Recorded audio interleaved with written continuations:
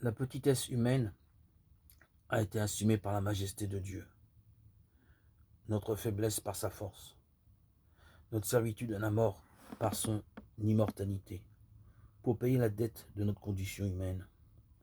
La nature inaltérable de Dieu s'est unie à notre nature exposée à la souffrance. C'est ainsi que, pour mieux nous guérir, le seul médiateur entre Dieu et les hommes, l'homme, Jésus-Christ, 1 Timothée 2,5, devait d'un côté pouvoir mourir et de l'autre ne pas pouvoir mourir. C'est donc dans la nature intégrale et complète d'un vrai homme que le vrai Dieu est né. Il a pris la nature de l'esclave sans la souillure du péché. Il a rehaussé l'humanité sans abaisser la divinité, en se dépouillant lui-même. Philippe 2,7. Celui qui était invisible s'est rendu visible.